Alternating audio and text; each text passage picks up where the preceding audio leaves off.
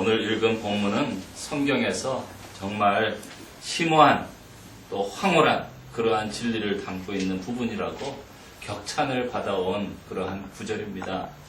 오늘 읽은 성경 구절을 한번 여러분 성경을 한번 다시 보세요. 3절에서부터 6절까지 있는데 이것을 한 문장으로 우리가 아마 요약을 할 수가 있습니다.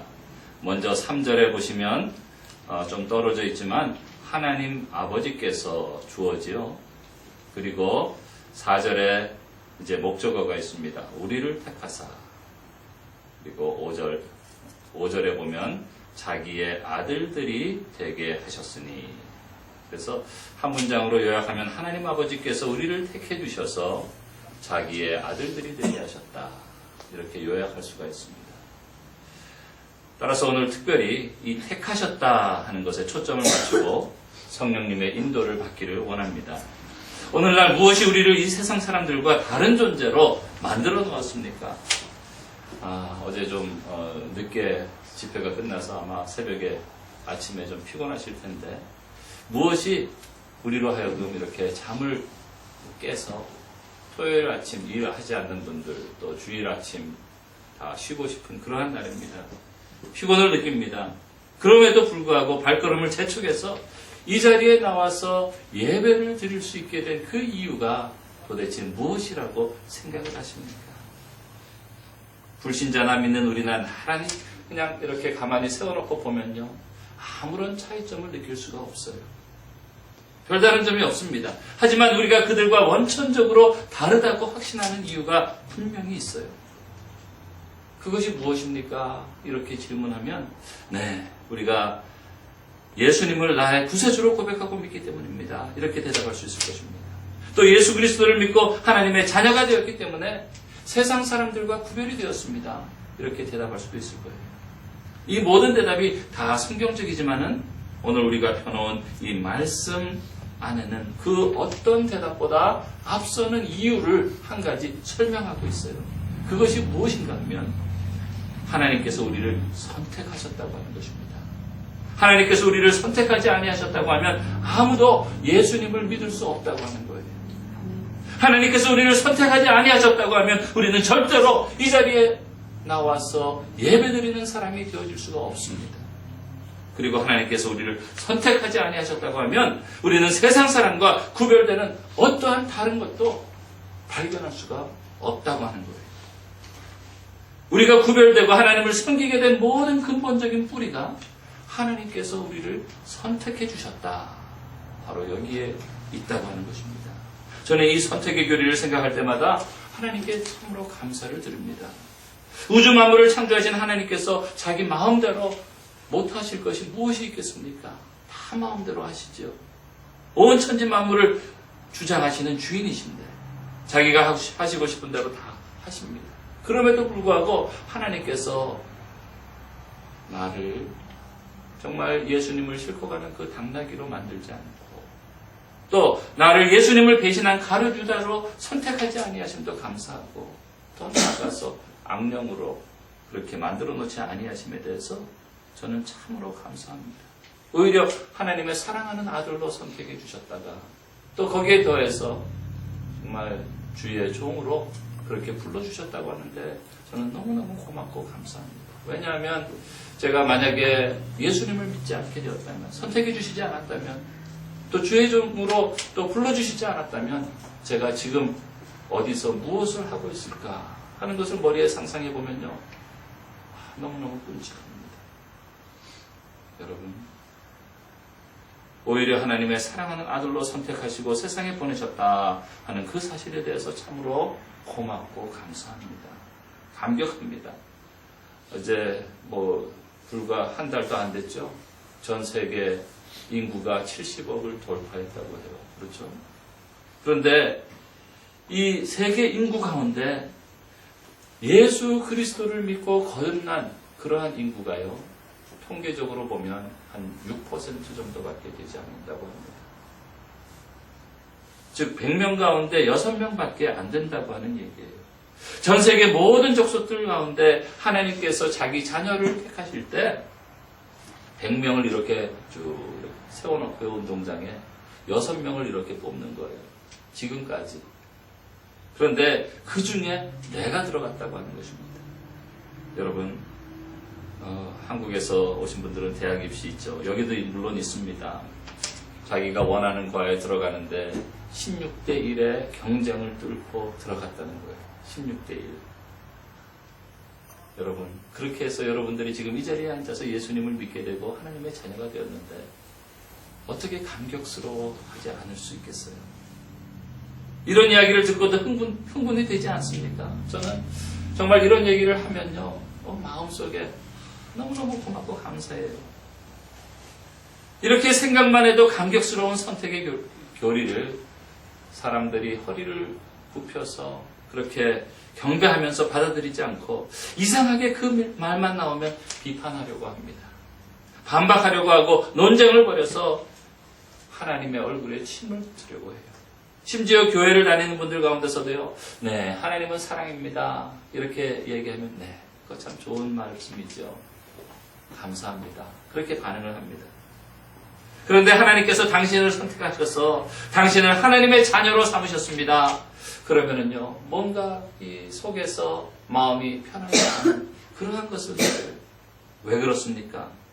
그 이유는 하나님께서 우리를 자녀로 선택해 주셨다 하는 이 교리가 너무나도 값진 교리고 너무나도 은혜스러운 교리이기 때문에 마귀가 가급적이면 우리로 하여금 그 교리를 받아들이지 못하도록 흐트러놓고 방해하기 때문에 그렇습니다.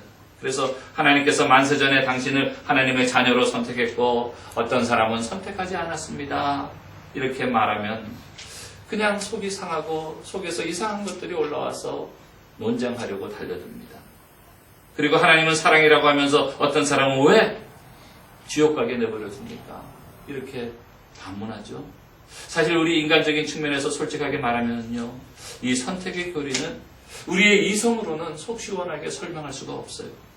왜 태안에 있는 쌍둥이를 놓고 형인 에서는 하나님이 택하지 않고 버리고 동생 야곱은 택하셨는가? 이렇게 물으면 대답할 길이 없습니다. 두 여자가 맷돌을 갈고 있는데 하나님께서 한 여자는 구원해서 데리고 가시고 왜 한 여자는 구원하지 않고 멸망하는 자리에 그대로 두시느냐? 이렇게 또 물으시면은 아무도 여기에 합리적인 설명을 할 재간이 없습니다.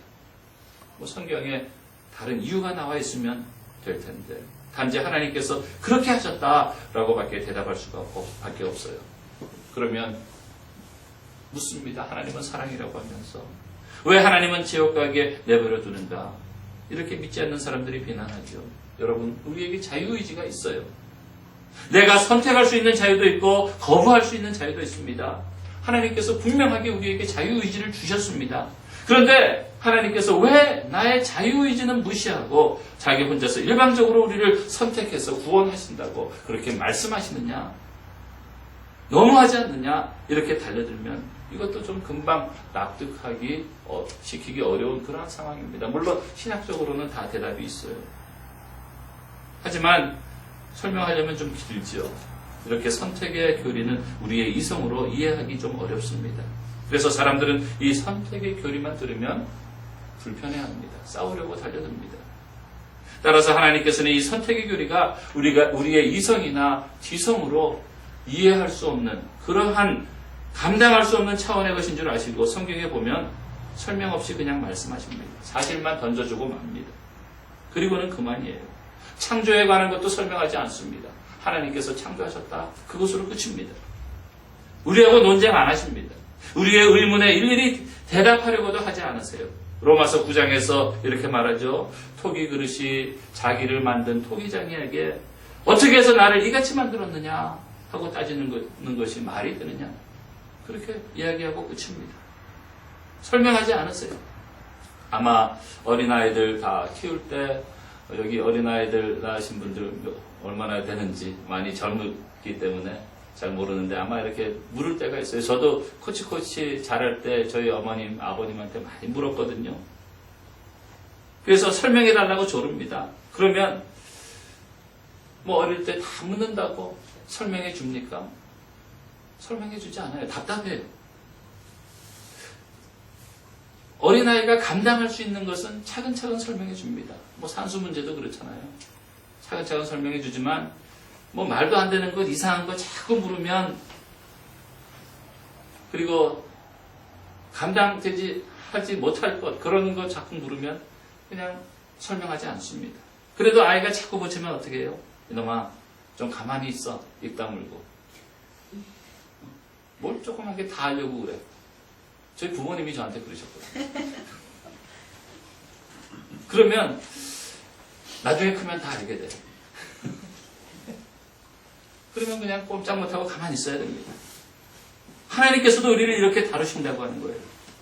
설명하셔야 하는 것은 아주 자상하게 설명하시지만은 어떤 때는 사실만 던져주고 설명 안 하십니다. 하나님 뱃속에 있는 쌍둥이 왜 하나는 택하시고 하나는 버리셨습니까? 이놈아 가만히 있어. 하나님께서는 이 말씀으로 끝내세요. 하나님께서 설명하지 않으시면 우리는 무조건 머리 숙이고 하나님 감사합니다. 이렇게 받아들여야 된다고 하는 거예요. 단지 우리가 아는 것은요. 하나님께서 저와 여러분을 선택했다고 하는 사실입니다. 우리도 우리가 택함을 받았다고 하는 진리를 성경에서 발견하고 그것을 그대로 믿고 받아들이는 거예요. 그런데 참으로 이상합니다. 그것을 그대로 믿고 받아들이면 우리 마음속에서 택함받은 기쁨이 생겨요. 마음속에 택함받은 그러한 확신이 생기게 되어집니다. 우리 마음속에서 하나님의 택함을 받은 자로서의 마음의 평강이 넘쳐나게 된다고 하는 거예요. 체험이 오게 된다고 하는 것입니다. 그래서 나도 모르게 자다가도 벌쩍 일어나서 두 손 들고 하나님을 찬양하는 하나님의 그 은혜를 생각할 때마다 감사하고 감격하는 그러한 사람들이 되어버리고 맙니다. 여러분 참 어떻게 설명도 할 수 없고요. 합리적으로 입증도 못합니다. 하지만 하나님께서 나를 택해 주셨다 하는 그 사실을 믿고 받아들이니까 그 사실이 내 속에서 하나님의 능력으로 가해서 그만 내 감정을 견디지 못하게 만든다고 하는 거예요. 여러분에게는 이와 같은 체험이 있습니까? 그래서 사도 바울은요 3절 초대에 보면 찬송하리로다 이렇게 시작하고 있는 것입니다. 다시 말해서 우리를 당신의 자녀로 선택해 주신 하나님 아버지를 찬송합시다 라고 하는 그러한 말이에요. 우리 모두에게서 이런 찬송이 나와야 됩니다. 따지기 전에 찬송이 나와야 되고요. 따지기 전에 감사가 나와야 됩니다. 그런데 하나님께서 우리를 이렇게 택해 주실 때는 세 가지 특징이 있어요. 첫째, 4절 보세요. 하나님께서 모든 일을 영혼 속에서 계획하시고 모든 일을 영혼 속에서 이루시는데 창세 전에 우리를 택해 주셨다고 하는 거예요. 여러분, 하나님께는요, 우리 인간은 이 시간의 굴레에 얽매여 있습니다. 과거가 있고 현재가 있고 미래가 있습니다. 그런데 하나님은 하나님이시기 때문에 이 시간의 개념이 존재하지가 않습니다. 왜냐하면 그는 영원 자존자이기 때문에 그래요. 따라서 하나님에게는 과거나 미래가 아마 현재로 다 해석이 되어지는 것 같아요. 어쩌면은 현재라고 하는 그러한 단어도 존재하지 않을지 모릅니다. 하나님께서 이 세상을 만들기 전에 나를 자기 아들로 선택하셨어요. 우리 생각으로는 도저히 납득이 되지 않는 그러한 이야기입니다. 그런데 시간을 초월해서 계시는 하나님께서는 전혀 문제가 되지 않는다고 하는 거예요. 여러분 시편 139편 16절을 한번 보세요. 시편 139편 16절을 보시게 되면 내 형질이 이루기 전에 주의 눈이 보셨으며 그랬어요. 내 형질이 이루어지기 전에 무슨 말입니까? 나라고 하는 존재가 생겨나기도 전에 주님께서 나를 보셨다. 여러분 아마 이렇게 설명하면 될까요? 제가 우리 목사님으로부터 이 교회가 이제 여기 앞에 본당을 더 이렇게 증축하는 그러한 계획을 가지고 있습니다. 이런 얘기를 들었어요. 없습니다. 없죠. 하지만 여러분 이 설계하는 사람의 그 머릿속에는 앞으로 어떻게 지을 것인가, 어떤 형태로 그 본당이 이루어질 것인가 하는 게 머릿속에 다 있다고 하는 것입니다. 그렇죠? 다 보셨다고 하는 거예요.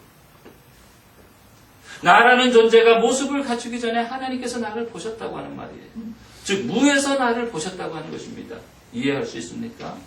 창세전에 나를 자기의 자녀로 택했다 하는 말과 통하는 말이에요. 또 나를 위해서 정한 날이 하나도 되기 전에 주의 책에 다 기록이 되었나이다. 이렇게 139편 16절에 말하잖아요. 다시 말해서 나의 역사가 시작되기 전에 하나님께서 나의 역사를 기록하셨다. 여러분, 우리가 상식적으로 생각하면 무엇이든지 역사가 있어야 기록을 하지 않습니까?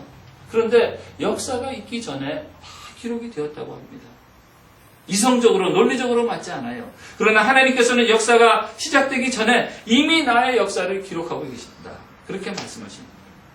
이것은 마치 하나님께서 이 세상을 만들기 전에 나 같은 것을 미리 아시고 하나님의 자녀로 택하신 다음에 이 우주 만물을 창조하시고 시간이 흐르기 시작한 후에 내가 언제쯤 예수 그리스도를 믿고 하나님의 자녀가 될 것이다 하는 것을 이 타이머로 맞춘 것이라고 생각할 수 있어요. 예를 들면 저도 이제 집에서 가끔씩 사용할 때가 있는데 여러분 타이머가 달린 전기밥솥 있잖아요. 아침에 이렇게 물을 다 씻어놓고 아니면 저녁 때 물을 씻어놓고 시간을 딱 맞춰놓고 잡니다. 그러면 급할 때 아주 프레시한 그러한 밥이 시간에 딱 맞추어서 이제 전기 배출이 시작됩니다. 그러면서 이제 밥 익는 그 냄새가 착 나고 그런데 참 얼마나 아침에 참 기분이 좋은지 몰라요. 그 냄새를 맡으면. 빵 굽는 것도 마찬가지입니다. 이 세상의 역사 안에서 일어나는 모든 일, 하나님께서 창세전에 예정하신 그 계획에 따라서 타이머에 맞춰진 대로 일어나는 것뿐이라고 하는 것을 지금 말씀하고 있는 겁니다. 저는 하나님의 이와 같은 놀라우신 섭리로 인해서 하나님께 감사를 드리고 찬양과 영광을 올려드립니다. 전지전능하신 그분께서 창세전에 나를 하시고 선택하셨다고 하는 그것 때문에 저는 너무너무 감사해요. 때로는 너무너무 두려워합니다. 여러분 세상을 만들기도 전에 나를 먼저 아셨다고 하니까 정말 얼마나 신나는 얘기입니까? 나의 역사가 시작하기도 전에 하나님께서 나의 역사를 기록하듯이 알고 계신다 하는 그 사실이 이것을 생각만 해도 얼마나 가슴이 뛰고요. 때로는 얼마나 흥분이 되는지 몰라요. 하나님께서 내일은 나를 통해서 무슨 일을 이루실까? 다 계획해 놓으셨는데 여러분 내가 예수님을 믿고 하나님의 아들이 된 것이 치밀한 하나님의 영원한 계획에서부터 시작된 하나의 사건이라고 하는 거예요. 저는요, 이 사실을 생각만 해도 마음이 편해집니다. 여러분들의 교회의 미래도요, 지금은 미약하지만 내 나중은 심히 창대하리라. 하나님께서 말씀에 그렇게 약속한 것을 내 말씀으로 하나님께서 그렇게 계획해 놓으신 것으로 믿으세요. 그러면은요, 마음이 편안해집니다. 걱정할 것이 없어요. 만약에 하나님께서 어쩌다가 나를 구원해 주셨다고 하면 내가 조금 잘 할 것 같으니까 나를 구원해 주셨다고 하면 그거를 예지예정이라고 하는데 만약에 그렇다고 하면요 또 내가 잘못하면 나를 버리실지도 모르잖아요. 안 그렇습니까? 그러면 얼마나 불안해요.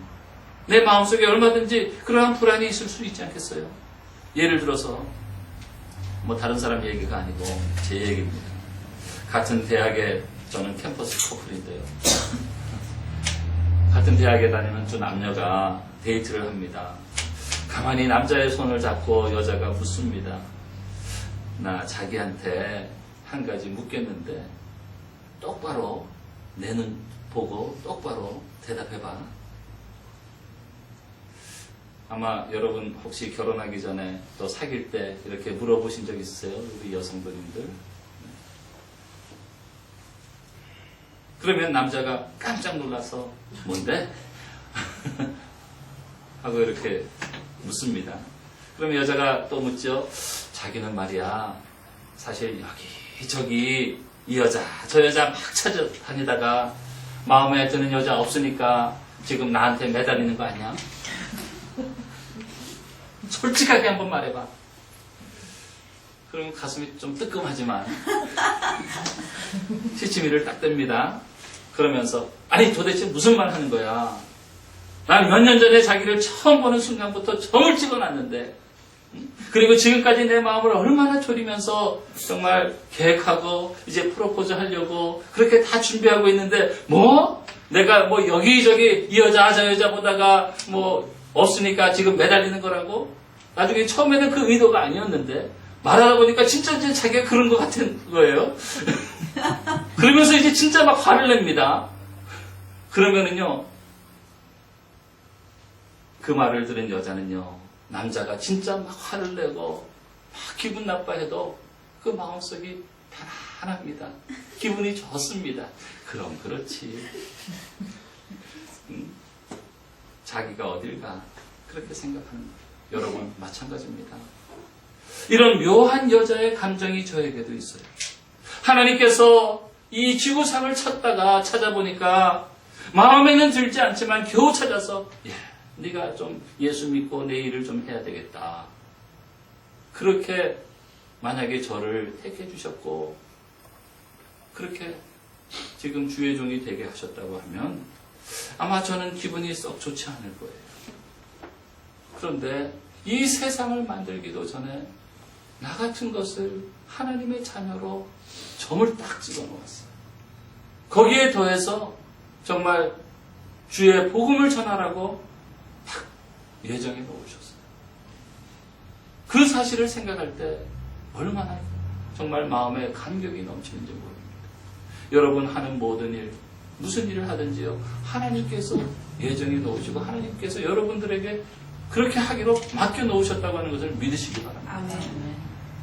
여러분. 그러면 얼마나 신이 나는지 몰라요. 이런 묘한 감정이 저에게 있습니다. 하나님께서 창세전에 여러분 한 분 한 분을 아시고 선택해 주셨어요. 무슨 말로 표현을 해도 이것은 참으로 놀라운 이야기입니다. 믿으십니까? 아멘. 믿으세요. 제 얘기가 아니고 성경에서 하나님께서 그렇게 말씀하시는 것입니다. 자, 두 번째는요. 첫째는 창세 전에 선택해 주셨다고 했어요. 두 번째는 5절에 보니까 하나님의 기쁘신 뜻대로 예정해서 선택했다고 말합니다. 여기 기쁘신 뜻대로라고 하는 이 말은요, 하나님께서 자기 자신이 좋아서 자기 마음대로 선택하셨다고 하는 거예요. 그렇게 해서 뽑으셨다고 하는 말입니다. 여러분, 어떻게 하나님께서 그렇게 하실 수 있습니까? 하나님이시니까 당연히 하실 수 있죠. 주인이신데. 여러분 집에 있는 모든 물건 여러분 마음대로 다 하시잖아요. 내 겁니까? 그렇잖아요. 바로 11절이 그 대답이에요. 우리 11절 한번 한 목소리로 읽습니다. 시작. 모든 일을 그 마음의 원대로 역사하시는 자의 뜻을 따라 우리가 예정을 입어 기업이 되었으니. 네. 모든 일을 자기 마음대로 하실 수 있는 분이십니다. 여러분 이것을요, 하나님의 절대 주권이라고 합니다. 영어로는 로드십이라고 해요. 우리 장로교 특별히 이 개혁신앙에서 가장 중요하게 생각하는 것이 이 로드십입니다. 하나님의 절대 주권이에요. 하나님께서 다 하신다고 하는 거예요. 믿으십니까? 아멘. 안 믿으시면 한번 손 들어보세요. 하나님하고 한번 그렇게 토론을 해보시겠어요? 부딪혀 보시겠어요? 하나님께서 우리를 창세전에 나를 선택하시되 자기가 좋아서 자기 마음대로 선택하셨다고 하는 거예요. 누구의 조언을 구하지도 않으셨습니다. 무슨 조건도 달지 않으셨어요. 단지 하나님의 뜻대로 하나님께서 좋아서 하나님의 자녀로 선택하셨다는 거예요. 할렐루야. 여러분 역대하 20장 6절에 보면요, 주의 손에 권세와 능력이 있사오니 능히 막을 사람이 없나이다, 이렇게 말합니다. 하나님은 자기가 원하시는 대로 좋은 대로 다 하세요. 그러나 사람들은 하나님의 이러한 일방적인 결정을 언짢아 합니다. 왜 하나님께서 나와는 의논도 않고 일방적으로 자기 아들이니 뭐니 선택했느냐 이렇게 따집니다. 나에게 자유의지가 있는데 나도 생각도 좀 해보고 내가 동의를 해야지, 그렇게 대답합니다. 왜 나의 의사는 무시하고 하나님께서 혼자 일방적으로 다 결정해놓고는 선택했느니 무엇이니 하고 얘기를 하느냐 하면서 굉장히 기분 나빠합니다. 이런 분들은 마치 자유의지를 두고요, 신주대감 모시듯이 하는 그러한 사람들이에요. 그런데 저는 반대입니다. 만약에 하나님께서 저의 자유의지를 존중해서 저하고 의논한 다음에 예수님을 믿겠느냐 이렇게 아마 물어보신다고 하면요, 저는 한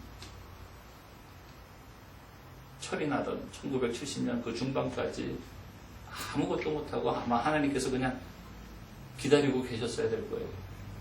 그리고 철이 날 때 하나님께서 저와 만나서 야, 이제 너 예수 믿고 내 아들이 되겠느냐 이렇게 물으셨다고 하면 네, 그럼요, 제가 믿지요. 그렇게 선뜻 대답했을 것 같습니까? 아니요, 천만에요. 절대로 그렇게 대답하지 않았을 거예요. 만약 하나님께서 저의 자유의지를 존중해서 저하고 의논하셨다고 하면 네, 제가 하나님 믿기는 믿지요. 천국에는 가야 되잖아요. 그렇죠? 네. 그런데 지금은 좀 일러요. 나중에 한 70쯤 돼서 80쯤 돼서 세상 재미도 실컷 보고요. 그때 믿고 천국 갈게요. 아마 그렇게 대답했을지 모릅니다. 여러분 어떠세요? 하나님께서 여러분과 의논했다고 하면 여러분 금방 믿었겠습니까? 만약에 하나님께서 우리의 자유의지를 높이 평가하고 우리와 의논하고 예수를 믿도록 했다면 우리 모든 죄인은요, 한 사람도 믿지 않습니다. 왜냐하면 죄인은 하나님을 볼 수가 없기 때문에 그래요. 영적으로 죽어있기 때문에 그렇습니다. 저는 이런 점에 대해서 하나님께서 자기 마음대로 좋아서 하신 일에 대해서 감사와 찬양과 영광과 존귀를 올려드립니다. 하나님께서 창세전에 자기의 뜻대로 나를 택해 주셨기 때문에 우리가 나의 의지로 예수님 믿겠습니다 하고 영접하고 결단하게 된 것이에요. 만약에 하나님의 선택이라고 하는 뿌리가 없다고 하면 우리는 우리의 의지를 가지고 절대로 예수님을 영접하지 않는다고 하는 거예요. 죄를 회개하지 않는다고 하는 것입니다. 좀 이해하기 쉽게 제가 한 가지 예를 들어드리죠. 노아 홍수 때 여러분 그 사건을 잘 아시죠? 노아에게 방주를 만들도록 명하셨습니다. 노아가 120년 동안 방주를 만들면서 홍수를 대비했는데 그래서 짐승을 순하고 정결한 것은 암수 몇 쌍씩? 네, 7쌍씩. 그리고 또 부정한 것은요? 네, 암수 2쌍씩 그 방주에 넣었는데 자, 노아가 어떻게 넣었을까요? 노아와 그 세 아들이 아침 일찍부터 일어나서 활하고 창하고 금을 들고 그 짐승들 잡으러 다녔죠. 그렇죠? 그렇게 해서 넣었죠. 아마 그렇게 생각하는 사람은 아무도 없을 거예요. 어떻게 넣었을까? 비가 올 때쯤 되니까요. 사방에서 짐승들과 새들이 방주를 향해서 나옵니다. 짐승의 편에서 보면 자기 본능의 발로예요. 마치 화재가 날 집의 쥐들이 미리 그 화재를 알고 다 나가버리는, 뭐 배에서도 그런다고 하잖아요. 동물들이 무엇인가 직감을 가지고 방주가 있는 곳으로 찾아왔는데 어떤 짐승들이 찾아왔을까요? 네, 대답은 간단합니다. 하나님께서 씨로 남겨두시기로 작정한 그러한 짐승들만 정한 것은 7쌍, 부정한 것은 2쌍씩 그렇게 방주로 나왔다고 하는 거예요. 짐승의 입장에서 보면 자기 본능대로 직감적으로 찾아온 것입니다. 그런데 하나님의 편에서 볼 때는 찍어 놓았기 때문에 찾아온 것인 것을 믿으시기 바랍니다. 마찬가지예요. 이 세상의 수많은 사람들 가운데 왜 내가 예수를 믿게 되었는가? 하나님께서 창세전에 자기 마음대로 나를 자기 아들로 또 딸로 이미 찍어 놓았고 선택해 놓았기 때문에 내가 어떤 계기에 예수님을 믿을 마음이 생겼고 예수님을 믿겠다고 내 입으로 고백했다고 하는 것입니다. 나의 자유의지로 내가 무슨 능력이 있어서 예수님을 믿은 것이 아니에요. 또 한 가지 예를 드릴까요? 여러분 정크의 아들 있습니다. 쇠를 이렇게 다 고철 같은 거를 이렇게 모아두는 그런 데죠. 그래서 이 정크에 대해 보면 기중기가 있습니다. 기중기 끝에 전자석이 붙어 있어요. 그래서 전기를 이렇게 집어넣으면 그 자석이 됩니다. 그래서 그것으로 모든 쇠붙이, 고철들을 이렇게 옮기는데요.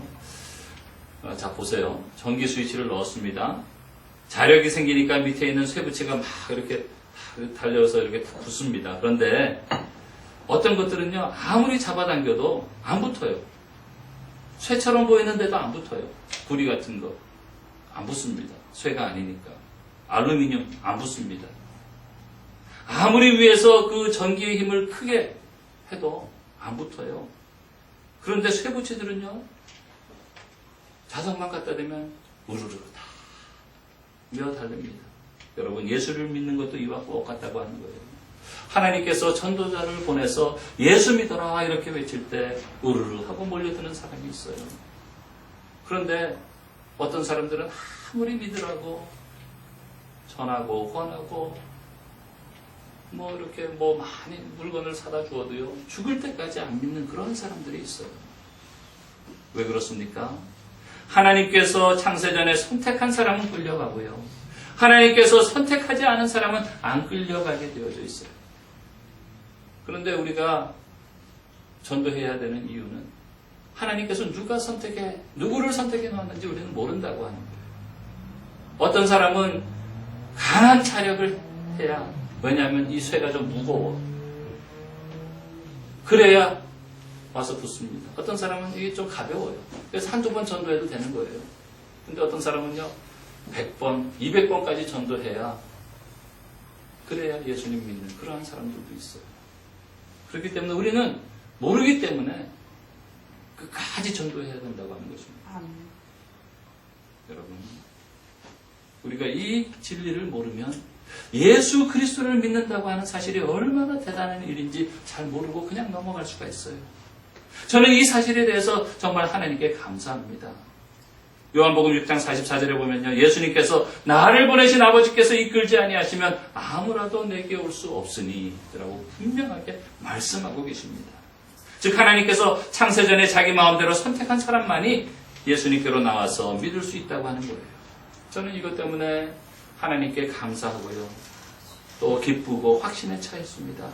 때로는 죄를 짓고 넘어지고 나의 못난 자아 때문에 괴로워할 때도 있지만은 하나님께서 우리를 위하고 계시는데 누가 감히 우리를 대적하겠습니까? 하나님께서 창세전에 자신의 기쁘신 뜻대로 우리를 자신의 자녀로 선택했는데 누가 우리를 하나님의 그 큰 사랑에서 떼어놓을 수 있겠어요? 그리고 세 번째는요, 예수 그리스도 안에서 우리를 선택하셨다고 하는 것입니다.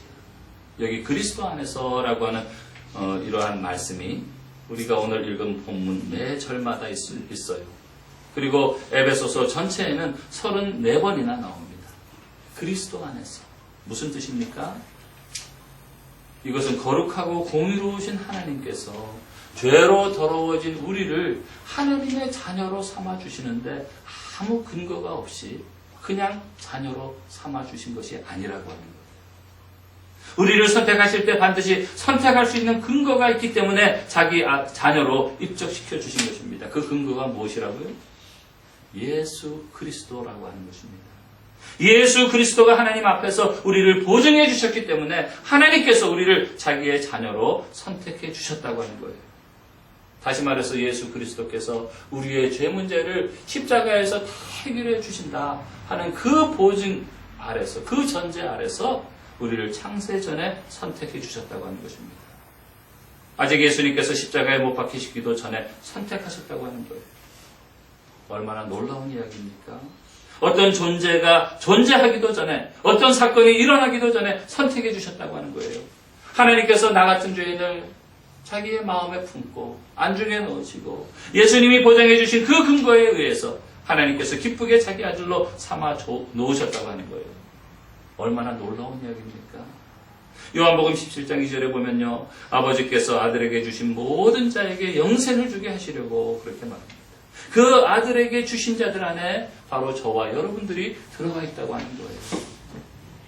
하나님께서 우리를 예수님에게 주셨다 하는 말이 무슨 뜻입니까? 바로 예수님이 창세부터 우리의 보증이 되어 주셨다라고 하는 그러한 말이에요. 자, 한번 대답해 보세요. 우리가 구원을 얻으려면 무엇이 있어야 됩니까? 네, 믿음이 있어야 돼요. 믿음이 있어야 되는데 창세전에 하나님께서 우리를 택해 주셨을 때 우리에게 믿음이 있었습니까? 없었습니까? 네, 없었어요. 구원의 절대 조건이라고 할 수 있는 믿음조차도 아직 나에게 없었을 그때에 예수 그리스도께서 보증하시는 그곳으로 나를 하나님의 자녀로 선택해 놓으셨다고 하는 사실입니다. 그렇게 하나님께서 하신다고 하는 일이면 틀림이 없어요. 아무리 세상이 요동을 쳐도 하나님과 나 사이를 끊어놓을 것은 아무것도 없다고 하는 거예요. 여러분, 한번 구원받은 자가 혹시 탕자처럼 집을 떠날 때가 있다고 할지라도 언젠가는 돌아온다고 하는 것입니다. 비록 내가 초라하고 보잘것없다 할지라도 온 우주 만물이 생기기도 전에 하나님의 그 기쁘신 뜻대로 그리스도 안에서 하나님의 아들로 선택해 놓으신 존재라고 하면 이것은 보통 위대한 존재가 아닙니다. 우리 모두 가슴에 한번 손을 대고요. 한번 저를 따라서 말씀해 보시기 바랍니다. 나는 아주 위대한 존재다. 나는 정말 대단한 존재다. 따라하세요. 네. 왜요? 하나님이신 예수님의 그 희생으로 내가 창세전에 택함을 받아서 하나님의 자녀가 됐어요. 이것이 바로 예수 믿는 사람들의 프라이드라고 하는 거예요. 이것 때문에 우리 가슴에 기쁨이 넘치고요. 이것 때문에 자다가도 벌떡 일어나서 하나님 감사합니다. 그렇게 외치게 되고요. 바로 이 사실 때문에 많은 분들이 정말 선교사로 그렇게 나아가서 헌신하게 되어지는 것입니다. 여러분, 교회는 나오는데 왜 기쁨이 없고 왜 즐거움이 없어요? 교회에서 봉사를 하는데 왜 마지못해서 합니까? 여러분, 참으로 구원의 기쁨이 있습니까? 오늘 새벽에 또 교회에 나가야 되나 말아야 되나 부흥회라고 하는데 혹시 고민하시면서 나오셨어요? 여러분, 하나님의 자녀로 택함 받았다고 하는 감격이 있습니까? 이러한 기쁨과 감격과 감사가 있는 사람은요, 주님의 일에 열심입니다. 교회 일에 열심을 내지 않을 수가 없어요. 모든 예배 목숨을 바쳐서 참석하고 전도하고 선교하게 되어지는 줄 분명히 믿습니다.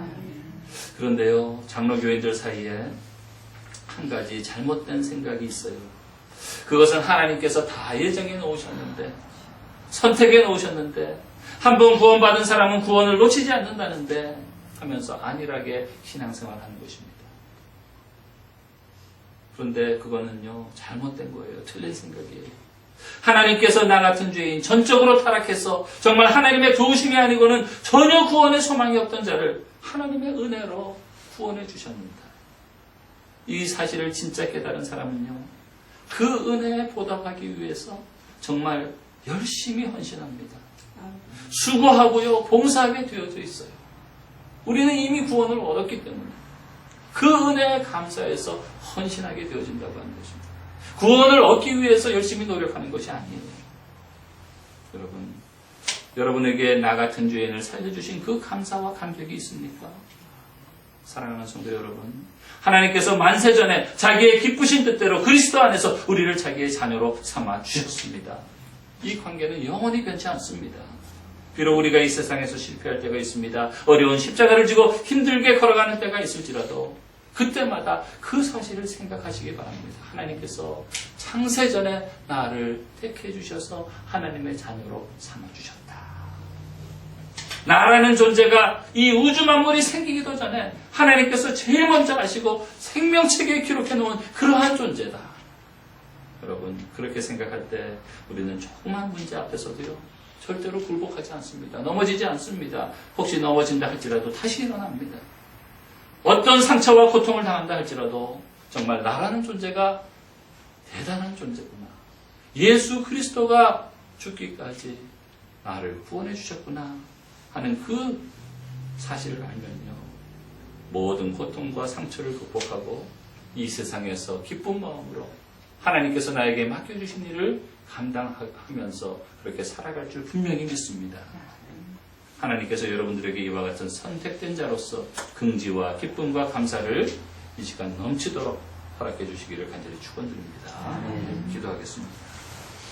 하나님 아버지, 정말 감사합니다. 온 우주 만물을 만드시기 전에 나와 같이 보잘것없는 존재를 택해 주셔서 하나님의 아들로 또 딸로 삼아 주셨다고 하니 너무도 감사합니다. 우리의 이성으로는 전혀 납득할 수 없는 이 일을 성경에 분명히 기록해 놓으시고, 내가 너를 창세전에 택했고, 내가 너를 나의 기쁜 뜻대로 마음대로 택했고, 또 예수 그리스도의 보증으로 택했다고 말씀해 주셨습니다. 하나님, 하나님의 자녀로 선택된 것을 감사합니다. 찬양합니다. 영광을 올려드립니다. 오늘 우리 가운데 선택에 확신이 없는 자들이 있다고 하면 이 시간 창세전에 나를 선택해 주신 하나님께서 계심을 알고 나는 하나님의 택함을 받은 하나님의 자녀임을 확신하고 하나님 앞에 무릎 꿇고 경배하는 귀한 하나님의 자녀들이 다 되어지게 해 주옵소서. 우리 구주 예수 그리스도 이름으로 기도하옵나이다. 아멘.